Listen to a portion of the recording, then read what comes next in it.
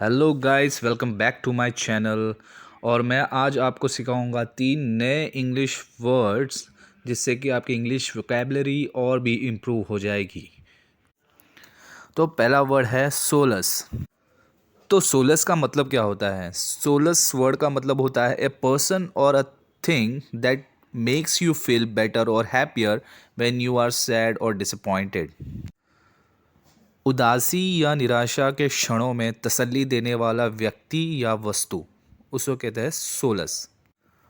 तो गाइस, इस वर्ड को आप सेंटेंस में कैसे इस्तेमाल करोगे आपके कन्वर्जेशन में इंग्लिश के?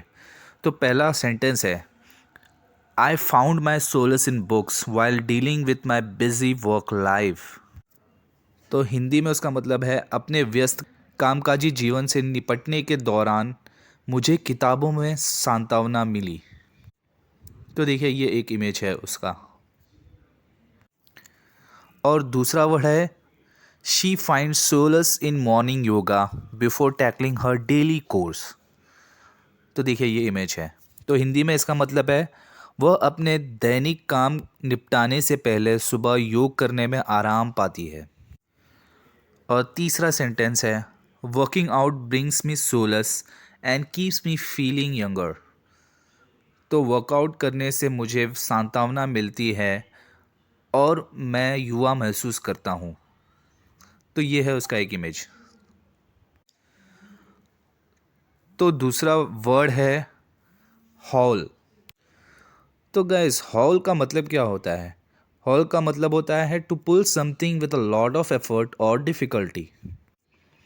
तो हिंदी में उसका मतलब होता है बहुत मेहनत या कठिनाई से किसी चीज़ को खींचना। तो चलिए सीखते हैं और इसको हम सेंटेंस में कैसे इस्तेमाल करेंगे कोई भी इंग्लिश के। तो पहला सेंटेंस है guys, she felt tired हॉलिंग her luggage cart through the busy station. तो देखिए, ये उसका एक इमेज। तो उसे हिंदी में कैसे कहते हैं? व्यस्त स्टेशन पर अपनी सामान गाड़ी खींचते खींचते उसे थकान महसूस हुई। तो गाइस, दूसरा सेंटेंस है, she had to haul the heavy boxes up the stairs. तो देखिए, ये एक इमेज उसका। तो हिंदी में उसे कैसे कहते हैं? उसे भारी बक्सों को सीढ़ियों तक खींचना पड़ा। और गाइस, तीसरा सेंटेंस क्या है? तीसरा सेंटेंस है, she had to haul the punctured car into the garage. तो देखिए, ये है उसका एक इमेज।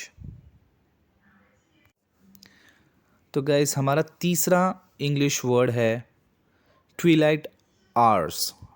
तो ट्विलाइट आवर्स किसे कहते हैं? Twilight hours are the period of the time when the sky is partially illuminated by the sun after sunset or before sunrise and is neither completely dark nor fully lit. This happens when the sun is just below the horizon, causing a soft diffuse light. तो ये एक evening hours होता है ट्वी light का मतलब, जहाँ पर सूरज पूरी तरह से ढला भी नहीं रहता है और पूरी तरह से ऊपर उगा भी नहीं रहता है। तो जहाँ पे पूरी तरह से अंधेरा भी नहीं होता है और उजाला भी नहीं होता है, तो इवनिंग आवर्स को कहते हैं ट्विलाइट आवर्स। तो गाइस, इस वर्ड को आप सेंटेंसेस में कैसे यूज़ करेंगे? तो पहला सेंटेंस है, in the Twilight hours she was afraid of going out alone. तो देखिए, एक ये है उसका एक image. So guys, second sentence क्या है इसका? In the Twilight hours a boy and girl shared romance. देखिए, इसका एक इमेज। और गाइस, तीसरा सेंटेंस क्या है? तीसरा सेंटेंस है, during Twilight hours childhood friends shared memories of about power cuts in their area. तो देखिए, उसका एक इमेज है, जैसे कि वो दो जन फ्रेंड्स बैठे हैं और अपने मेमोरीज शेयर कर रहे हैं वो। तो गाइस, आपको आशा करता हूँ मेरा ये वीडियो पसंद आया होगा। तो प्लीज़, अगर पसंद आया तो लाइक करिए, शेयर करिए, सब्सक्राइब करिए, कमेंट करिए और स्टे ट्यून्ड रहिए क्योंकि मैं और ऐसे बहुत सारे इंग्लिश न्यू न्यू वर्ड्स लाते रहूँगा जिससे कि आपको समझ में आएगा कि उसको सेंटेंसेस में कैसे यूज़ करना है। धन्यवाद।